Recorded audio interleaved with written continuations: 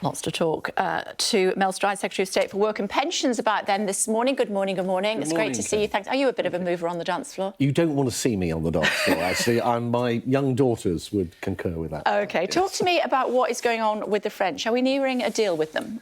Well, clearly the Prime Minister has been engaged with President Macron, and the government's been engaged with the French government at all sorts of different levels. And my understanding is we're in the final stages of what could be an agreement, which would be very good news. And I know that the Prime Minister personally has been absolutely on top of this, a couple of briefings a day, in fact, on the whole crisis that we're looking at. So let's keep our fingers crossed. The mood music seems to be good at the moment. And would that involve British border force being posted with the French? We'll have to wait and see. We'll have to wait and see on what any detail that emerges. But I think the good thing is, I think there has been a fundamental shift in tone between ourselves and the French. And, of course, that's fundamental to any deal.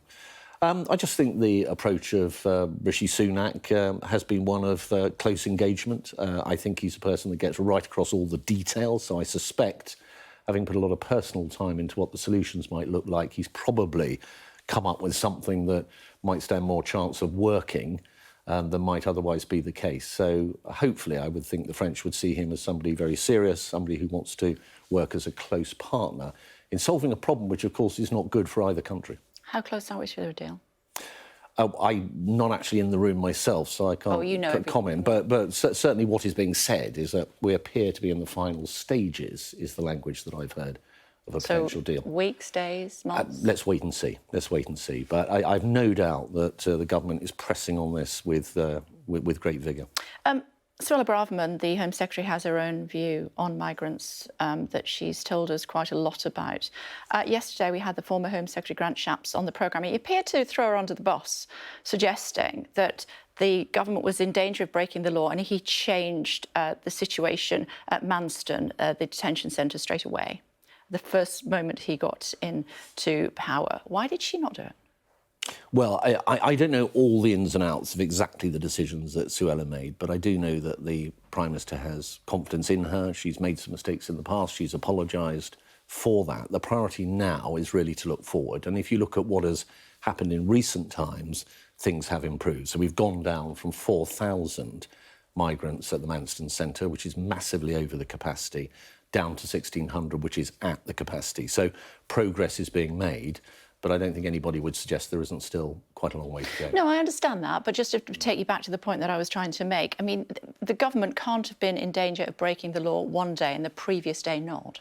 Well, as I say, I don't know all the intricacies of all the decisions that were taken at that time. Certainly Suella Braverman, I believe, is stating very clearly that she didn't do anything that would have been in breach of the law. But as I say, what I think really matters now is that we get on top of the situation at Manston. Robert Jenrick and the Home Secretary have been very closely involved now in steadying that situation. And it seems to me that in fairly short order, after what was a huge surge of migrants coming across the Dover Straits, they have actually started to get on top of that. And I think that's the most important thing at the moment. Now, there's a lot more work to do, as we know, working with our French partners and other approaches to solving what is a multifaceted issue with migration, but it is an absolute top priority, and I've no doubt that through time we will start to see improvements. Do you acknowledge that it would be a surprise for the advice from officials to have changed within 24 hours? Well, as I say, I'm not close enough to know what the advice may or may not have been and what the circumstances on the ground were, so I can't really comment on that, other than to say that I think the most important thing now is that we continue to make the kind of progress that we've seen in the last week. What sort of man is Gavin Williamson?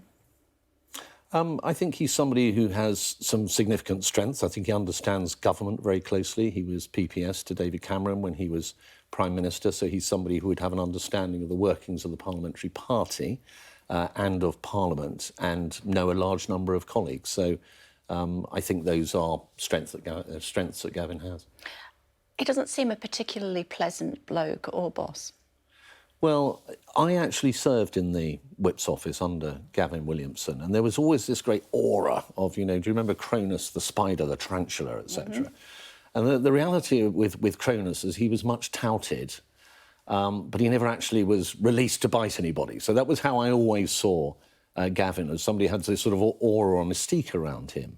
But the reality was he just generally got on with his job. And I can only speak from my own experience, Kay, and that was how I found him working for him for over a year. Well, we've seen some of the messages that he sends to women, haven't we? And we've also suggestions that he vehemently denies, that he tells somebody to slit their throat and somebody else to jump out of a window. Well, if that is the case, that is utterly, utterly unacceptable.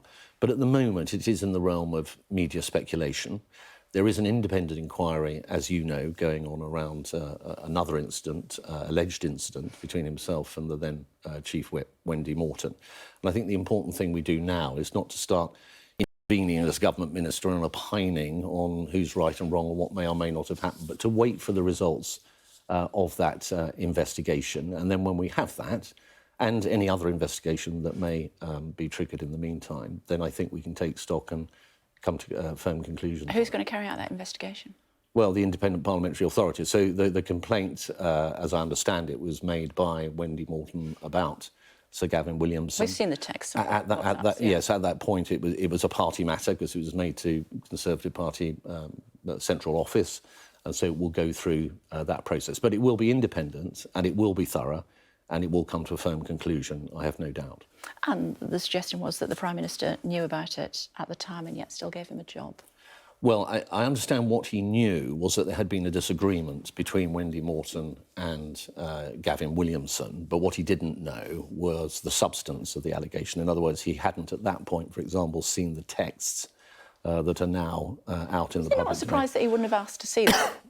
I mean, if it had been me, I'd have asked to see. Well, it depends. I think if somebody came to you and said, look, just to let you know, Prime Minister, these two individuals have had a disagreement and it's all got rather heated, etc., amidst the whirl of a busy day and lots of appointments and other things going on, you might be forgiven for not necessarily drilling down and demanding all the detail immediately. What do you think of the content? And particularly if at that point it was, as I believe it was, subject of an independent investigation, that would perhaps be further reason why you wouldn't actually say, I want to see all the evidence. Sure. What did you make of the content of those WhatsApp messages?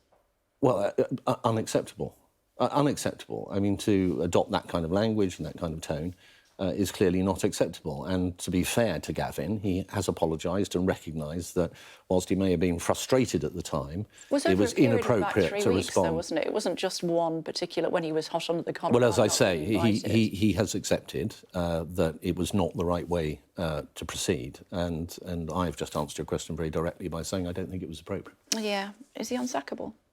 Well, I don't think anybody's unsackable. I'm not unsackable. As we've seen in the recent past, even Prime Ministers are not unsackable. So I think the answer to that is we are all sackable at some point, depending on the circumstances. I mean, you're doing really badly in the polls, though, aren't you? Down again in the latest poll, a 20-odd point difference between you and Labour. It doesn't help when you have people like Gavin Williamson in government, does it really? Well, we've seen actually an improvement of our position in the poll. Now, admittedly, from a very, very... 48%, 27%. Low, yes, from a very low base. I was just going to make that point. But it is nonetheless beginning to go in the right direction. And there are several things that we've got to get right, and one of them is migration. There are very serious issues around the health service that Steve Barclay is working on and beginning to address. And, of course, there's a central issue of the economy, and we'll hear from the Chancellor on the 17th of November the fiscal plan, if you like, and the OBR forecast around that to settle things down and give us that direction of travel on the economy. And my feeling is that as we start to make progress in that area, those areas, we will start to see further progress against Labour and get ourselves back into political contention. But I do accept that we have a very long way to go and there's an awful lot of work to be done. I think that was your opportunity to mention why you're here as well this morning, Minister. Well, yes, some good news, Kay, because I mentioned the Chancellor's work. Now, of course, that's going to be very tough choices around tax and spending and lots of difficult things that the government's going to have to do. But within that, the government's core mission is to look after the vulnerable, to make sure that those that are less well off are as protected as possible from the fallout from the war in Ukraine and the spike in energy prices and so on. And so that means we're making in total a £650 payment to low-income households. That's 8 million households up and down the country. And the second tranche of that is literally going out between today and the end of this month. Drop in the bucket, though, isn't it? It will be of huge help to millions of people, and it is not the only thing that we're doing. Of course, it's part of a much wider support package. So there's a £400 discount off we know about, yeah. Energy bills. Sure. So there's targeted support for the vulnerable, £150 for those who are disabled, £300 for pensioners. There's also the energy price guarantee. So we're making sure that average energy bills don't exceed £2,500. There's a local authority fund for discretionary support. Boris Johnson, so it's important, though. This is a huge package. Let's talk about Boris Johnson at COP. Is that a help or a hindrance? Well, Boris is perfectly entitled to go to COP, as with many Conservatives. He's just mischief-making. He cares. I don't see it that way. I think at the end of the day, he was a Prime Minister who believed very strongly in the green agenda, in net zero, and was incredibly enthusiastic about the potential that the economy has for benefiting from the green technologies of the future. So it doesn't surprise me that he's there. And I don't see why he shouldn't be. Well, he created a U-turn, didn't he, for our own Prime Minister, who said he wasn't going to go, and now he said he wanted to concentrate on the economy. Now he's decided he will go after all. When I interviewed Rishi Sunak in the summer, he told me that his first overseas trip would be to Ukraine. It's not. So what does that say to the people of Ukraine? Well, sometimes I think too much can be set by exactly who talks to who first, or who visits which country first. One always has to get a balance between, what you would ideally like to do and what circumstances dictate. I think it was very important that he went to Sharm el-Sheikh, and he clearly did as well, because despite all the pressures that he's under working with the Chancellor for the statement on the 17th, he has gone. He has made a major impact there. He has underscored our commitment to net zero, to delivering on the Glasgow COP and the commitments that we made then. I think it was important that he did so, and I think probably personally to him, it was important that he went too. He's going to Ukraine, though, isn't he? Well, let's see. These tend not to be things... The AMBO told us yesterday that he was. Well, then it must be true. Let's see about that. I mean, visits tend to be, because of the security that surrounds them. So you're not going to tell us. That's fair enough. That's fair enough. Talking about security, what about these Stop Oil protesters? What are we going to do about them?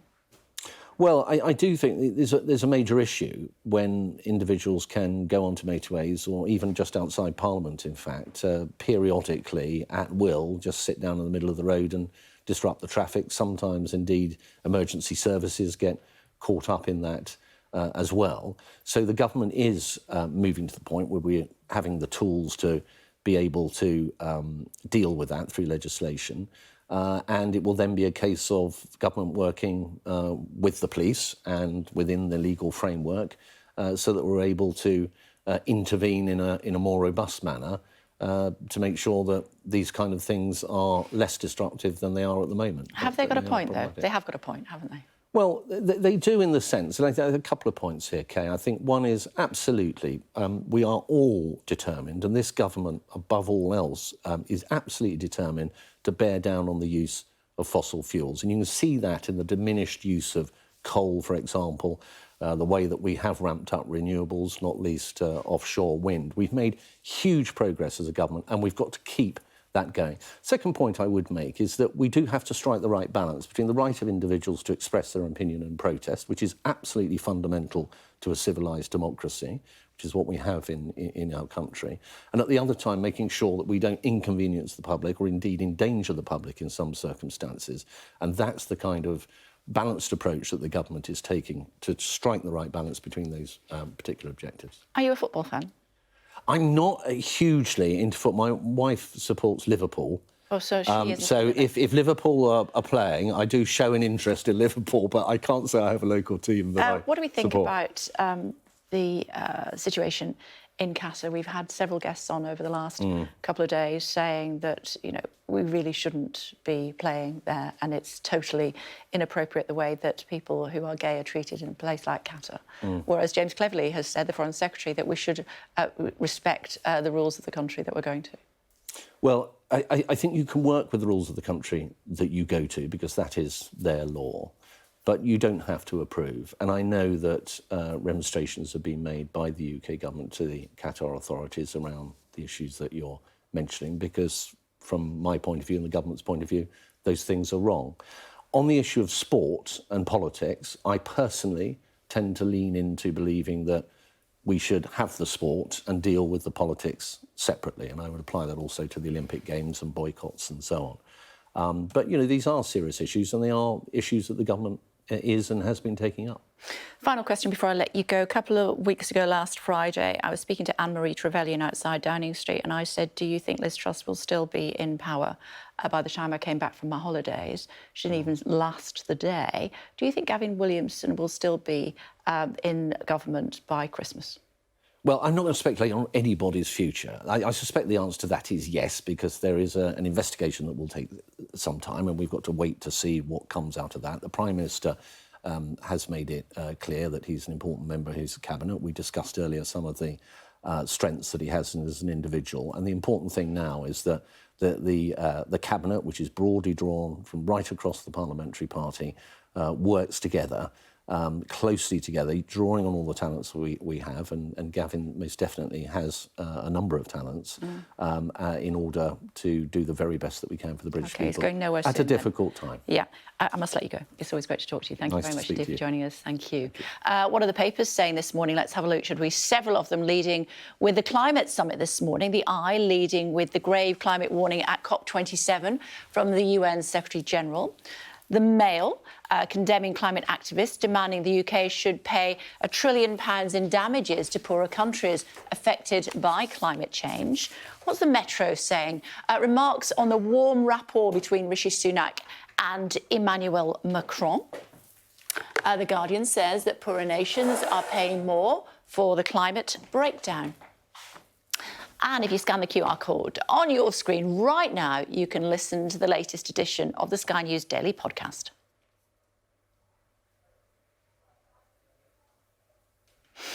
Also coming up on the programme for you, President Biden and Donald Trump have been on the campaign trail, a final push to urge their supporters to get out and vote. The US midterms could lead to an even more divided political system. The Republicans are hoping to make big gains at the expense of the Democrats. The rhetoric is as heated as ever, with Donald Trump laughing at Joe Biden's frailty and the president warning that democracy is at risk. James Matthews has the latest from Washington.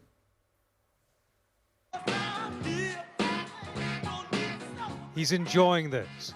It is the incremental comeback of Donald Trump. In Ohio, to violin music, he made an announcement about the announcement. It seems, on.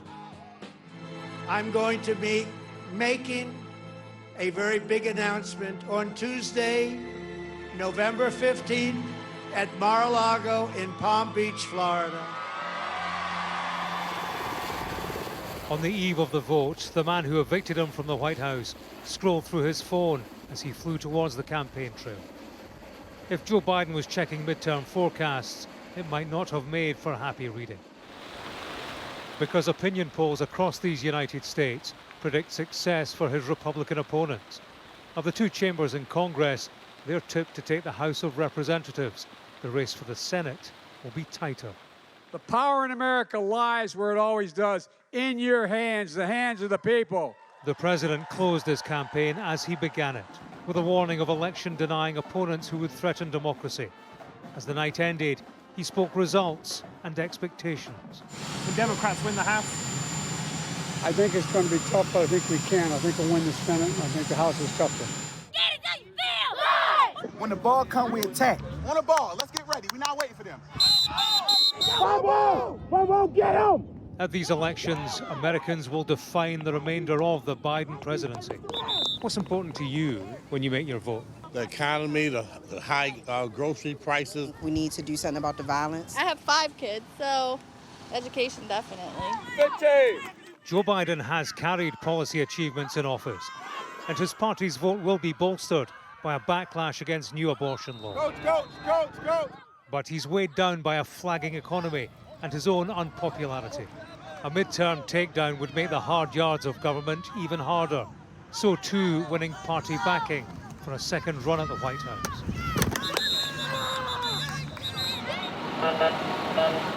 These are the first national elections since the assault on the Capitol 2 years ago. There are real fears of violence this time, particularly around contested results.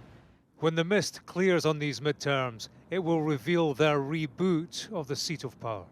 If there is a Republican red wave, its size will dictate the scale of change through this presidency and the next one.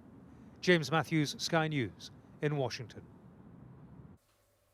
Well, Joe's in Phoenix in Arizona for us this morning. Hi, Joe. Good morning to you. Midterms today. Expecting an announcement, we're hearing, from Donald Trump next week sometime. I'm guessing it all depends how the midterms go for the Republicans as to what he might say.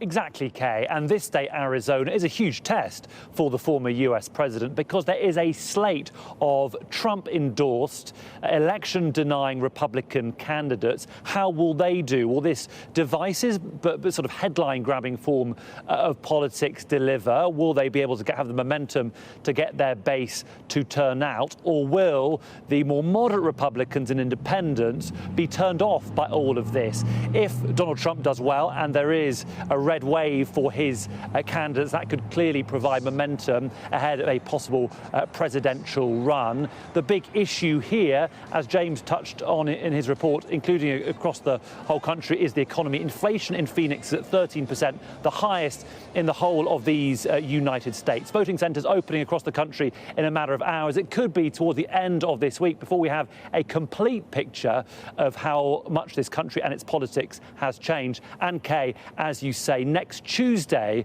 is the big day for this possible announcement from Donald Trump. OK, Joe, for now, thanks so much indeed. Still to come on the programme for you today, though, President Biden and Donald Trump making their final pitches ahead of the US midterm elections. But could they lead to an even more divided political system? Just hearing more about that from Joe, won't we? We'll get the thoughts of the US political commentator Scotty Nell Hughes and the political and women's activist Dr. Shola Moshokabamumu. In light of the new challenges facing the travel sector, we'll be speaking to Alan French, the head of Thomas Cook, about what can be done to get the industry back on its feet. And at 8:05, we'll speak to the Shadow Home Secretary, Yvette Cooper, just hearing there from the government that a deal is almost done with the French as far as migration is concerned. Majority of schools in England say they'll have to make redundancies next year due to rising costs and funding cuts.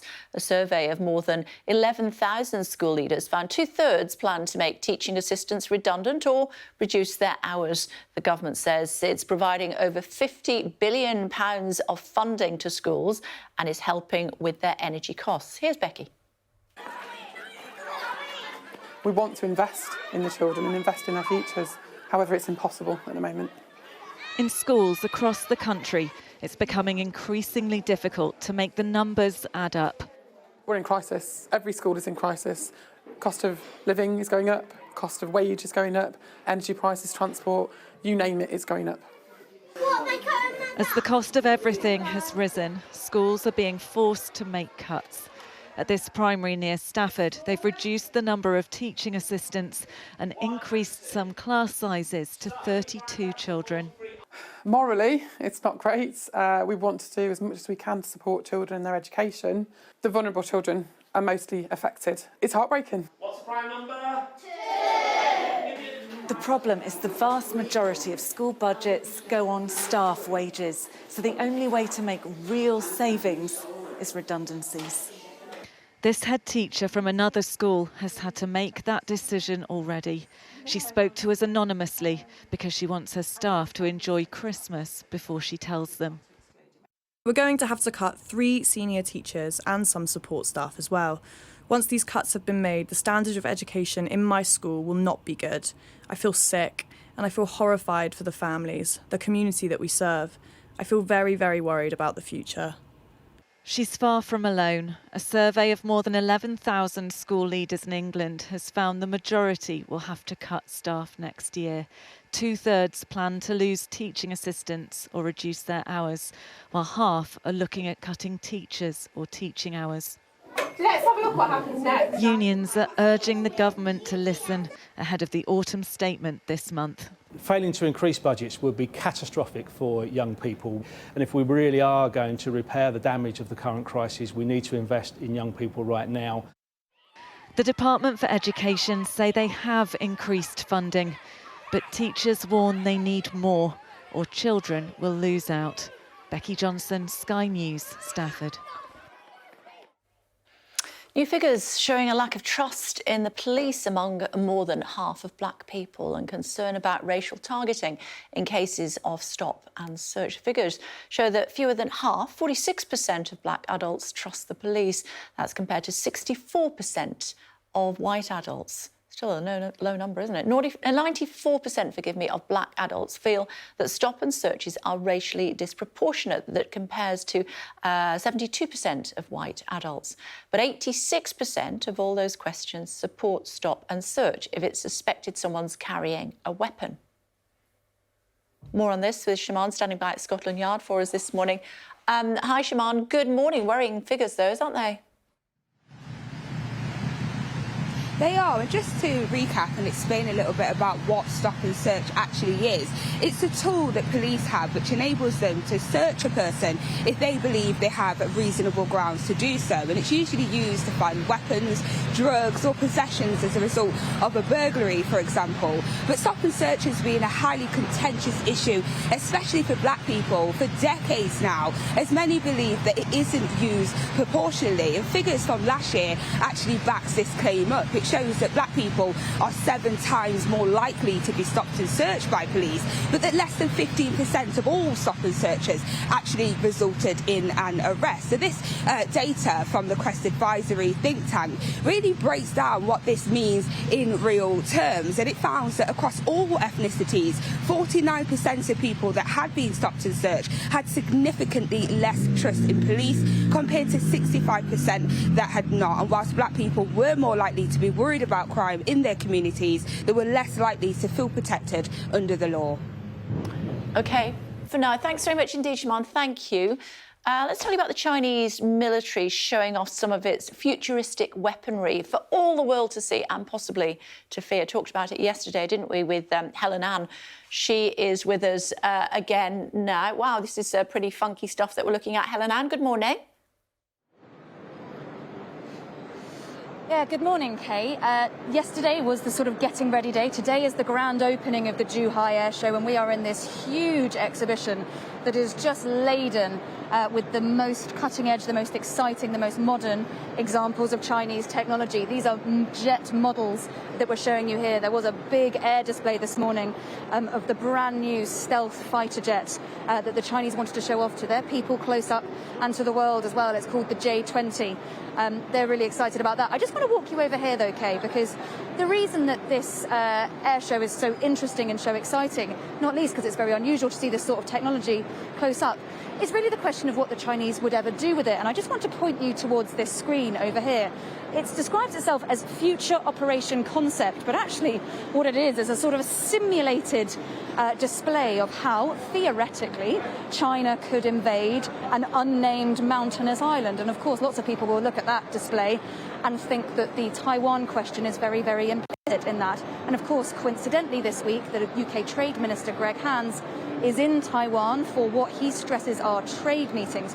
But of course, the Chinese really bristle at that. The self-governing island, the Chinese absolutely see as its own. And as a result, there have been more Chinese aeroplanes flying towards Taiwanese airspace in the last couple of days than at any time since August. So that is notable. But absolutely the message from the Chinese, they have a strong, modern military, and they want the world to know it. Fascinating stuff. Thanks so much indeed, Helen Ann. Thank you. Looking at some of today's other headlines for you now, and an 8-year-old girl who was allegedly locked in a bedroom in Germany for 7 years has been freed. It's claimed her mum and grandparents kept her in a room in their house near Cologne since 2015, when the child, known only as Maria, was 18 months old. Maria was so weak when she was found that she could barely climb stairs. The Boundary Commission has rejected Sir Gavin Williamson's argument against merging his South Staffordshire constituency with part of another. It means the under-fire Cabinet Office Minister may have to fight for re-selection ahead of the next general election. Hundreds of women are going to benefit from a new breast cancer drug, which targets one of the most aggressive forms of the disease. Over 1,500 patients in England with triple-negative breast cancer will be offered the drug after officials gave the green light for NHS use. The Queen Consort's new royal cipher has been unveiled by Buckingham Palace. The monogram will feature on Camilla's personal letterheads, cards and gifts. The first time it'll be seen by a large audience in public will be when the Queen lays a cross endorsed with it at the Field of Remembrance. California swimmer had a shark shock when she was bitten off the coast of Marina del Mar. Lynn Jutnrate, something like that, was resting in the water during her morning ocean swim when something rammed her hard out of the water. She says she knew immediately it was a shark. She's recovering from a bite on her leg and gave her interview from her hospital bed. It hurt and it pushed me up and out of the water. And it shook once, kind of like a dog, and then it let me go. Surprisingly, I'm feeling pretty good. I don't know if I just haven't processed everything. My friend did send me an article that said that I should buy a Powerball ticket because apparently the chances of winning the Powerball right now are less than getting attacked by a shark. I suppose that's true. According to experts, Meghan Trainor was right when she said it's all about the bass. Because you know I'm all about that bass, no trouble. I'm all about that bass, no trouble. Researchers have found that we dance more when a song has a strong bass. They say this happens without us even realising. Scientists at McMaster University in Canada found that when they introduced low-frequency sound at a music event, gig-goers moved more, even though the sounds were not consciously detectable. So she was right after all. Still to come, more on the US midterms with our spirited duo, Scotty and Shola. Tamara is here. Very good morning to you. Just joining us here on The Breakfast Show on Sky News. You've missed the minister. What did he say? He said that we are very close to making a deal with the French about migrants after Rishi Sunak and Emmanuel Macron had a very friendly-looking meeting at COP27 yesterday. Now, we have been here before. Remember, Priti Patel gave the French £54 million last summer, and that didn't have much of an effect on migrant boat crossings. In fact, they just increased. But Rishi Sunak is hopeful that there'll be a deal whereby perhaps the British border force can sit in the control rooms on the French coast. Anything that can be done to try and stem this will be the government's priority, but we'll see whether it actually happens in that way. What about the bloke Gavin Williamson? What does he think of him? Well, really, really shocking allegations in The Guardian today that Gavin Williamson told a senior civil servant to slit your throat, and on a separate occasion to jump out of the window. This civil servant alleges that they were demeaned and intimidated by Mr Williamson. This is when he was Defence Secretary, yes, a few years ago. He denies all of this. He says he completely denies it, and the civil servant made a complaint to the HR department at the Ministry of Defence, but did not take it further up than that.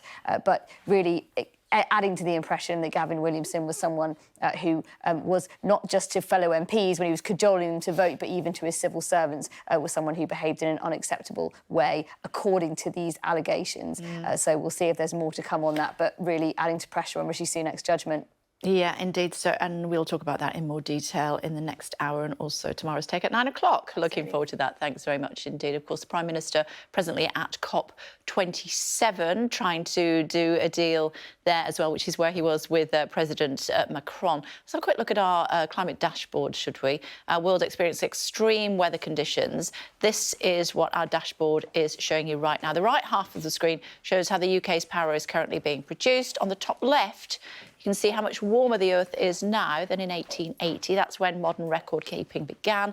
And finally, the bottom left, the total amount of CO2 emissions in millions of tonnes. You can see we're using 52.5% of renewables at the moment. No coal whatsoever. Now, Jamaica is one of the island paradises threatened by climate change. Rising sea levels, unpredictable weather patterns threatens its, excuse me, number one industry, which of course is tourism. The Minister for Tourism, Edmund Bartlett, is with me now. Good morning to you. It's great to see you again. Thank you so much for joining us. How worried are you about climate change? Oh, well, we recognise that the big elephant in the room for tourism is climate change. Tourism is really influenced hugely by the environment, which is its product. That's what we do. So with any kind of a threat to the stability of the order is a threat to tourism. And a threat to tourism is a threat to countries like Jamaica that are hugely dependent on tourism flows for its economic well-being. We've been hearing from the Prime Minister of Barbados. He's been speaking at COP27. I'm sure you're aware. He talked about... She, forgive me. Of course it's a she. Forgive me. How embarrassing. Richer countries have achieved what they've achieved at the expense of countries like yours and also Barbados. What did you make of her comments? Well, I think that I never comment on, partners in the Caribbean. I think the issues, however, are broader than that, especially coming out of the pandemic, which has really put a new spin on human existence on planet Earth and has called for a greater sense of collaboration and understanding of shared responsibilities on what we have to do. So I think that all rhetoric has to change somewhat to look at how do we collaborate better. And COP27 should be that venue where the strongest statement of all is made about shared responsibility. When the Earth gets warmer, it destroys everybody. Large, small, rich, poor. How do we find a formula to make sure that each of us does what is required? In my small way, I do. And you in your big way do. So since we're all users, how do we all pay together?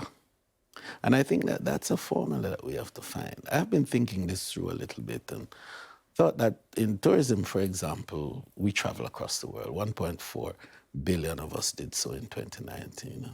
We spent $9 trillion. But in the process, we created carbon footprints that are enormous.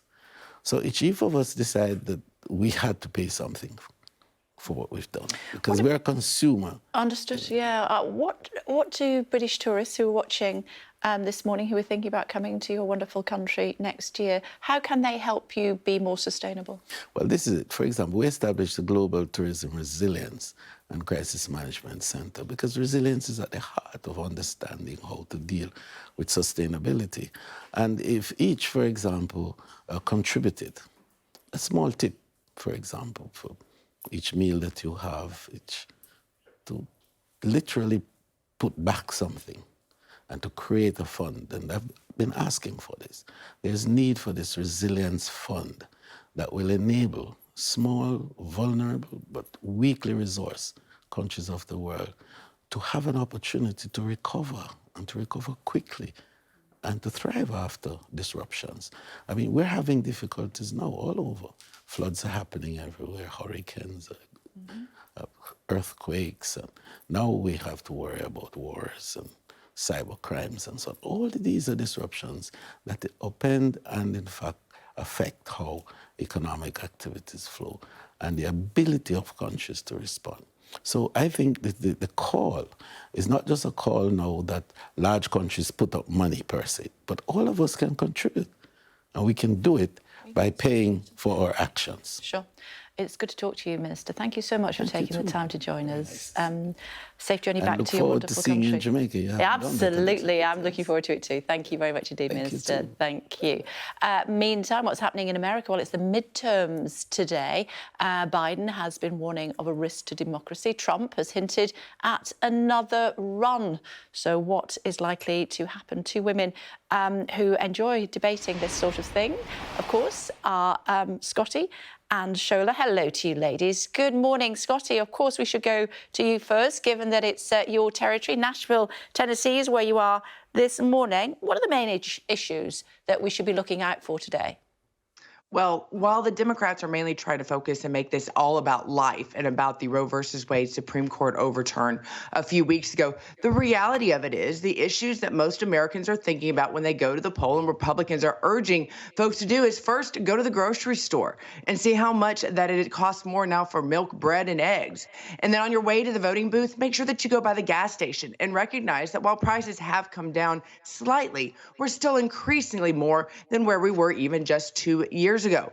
And then on your way to the voting booth, they want to make sure that you're safe and look and realize, is your neighborhood safe? As violent crime rates in the United States have increased immensely over the last 2 years. And of course, Republicans are pinning this on the failed agenda to keep Americans safe of Joe Biden. So between those three aspects, those are actually what are on the top of the minds of most of the American electorate. At least that's what the Republicans are hoping for when they go to the voting booth today.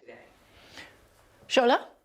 Yeah, let me quickly add, though, that what the Republicans have done very well is to play a strategy of distract and deflect. And they've done this by incorporating racializing the fear of crime, fundamentalizing election denialism, and deliberately sabotaging reforms, economic reforms and other reforms that the Democrats put forward to be able to help Americans live a better life on a daily basis. So it is the Republicans that voted against the Inflation Reduction Act. It's the Republicans that voted against cheaper gas, against cheaper insulin, against abortion rights, i.e. Roe v. Wade, against stimulus checks. It is the Republicans that voted against baby, formula, Voting Rights Act, marriage equality, and so many things that would have made the lives of Americans much better. I want Americans, when they go to the grocery store and have to buy food at a higher price, to remember that it is the Republicans that voted against it, that made this possible. I want them to remember when they go to the gas station and they're paying a higher price,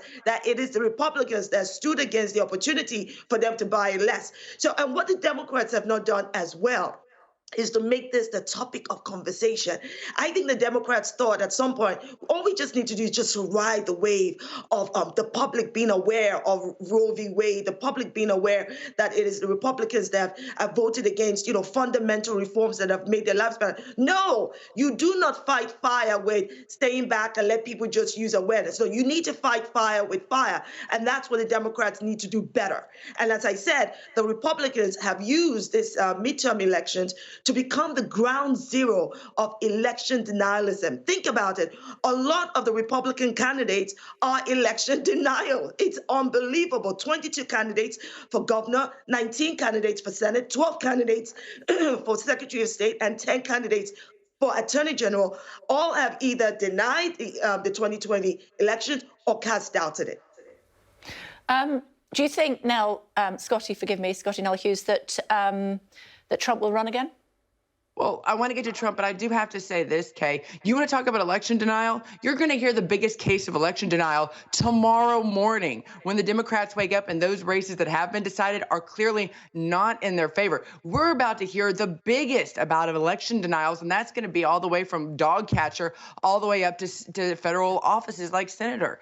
And I love what Shola said. I appreciate her compliments, but the reality of it is she can get away with that argument except for the fact that it's the Democrats who are in power for both the House, the Senate, and the Oval Office. So you can't blame the Republicans because it's the Democrats that have total power right now. And that's why we're in the state where they're in, which is why I do believe that you will be seeing President Trump taking advantage of the momentum of tomorrow and going into it, as the hints even went through the last 24 hours that he was going to announce. He is going to probably take full credit for a lot of the power being taken back in the House and Senate, despite them losing it during the Trump administration. So yes, I do think that you will be seeing a Trump announcement coming soon, but I also think that also means that just gears up probably for more prosecution coming from the FBI and others who have been trying to continue to make sure that they find Donald Trump in handcuffs being led up the court stairs.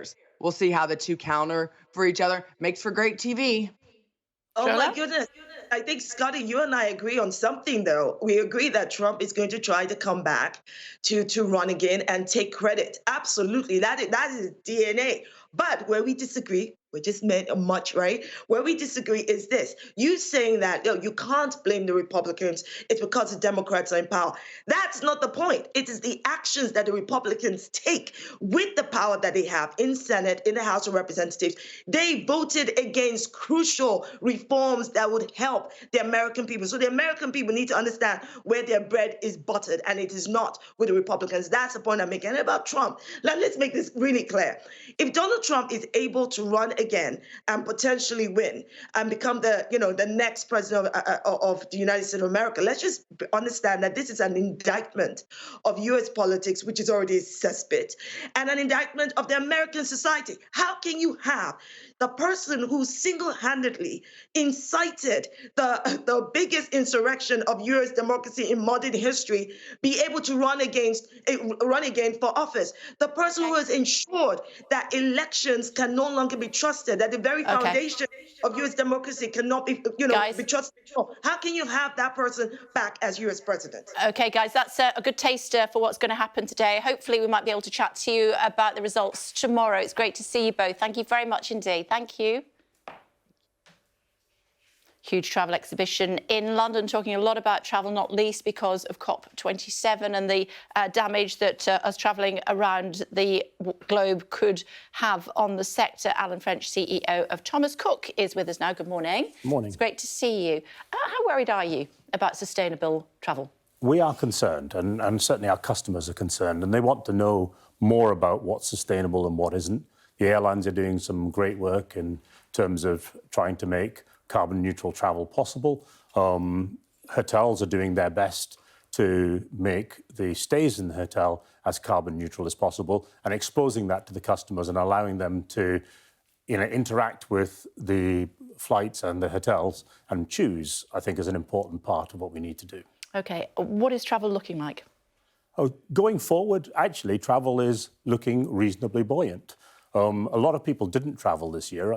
I mean, this year we had a good year, but actually quite a lot of people didn't travel. I think the travel disruption put a number of people off, and I think people who were concerned for medical reasons didn't travel, and perhaps the elderly didn't travel. So there's a lot of people who are looking into next year actually want to get out there and start to celebrate landmark events with friends and family, go to destinations they've been to in the past.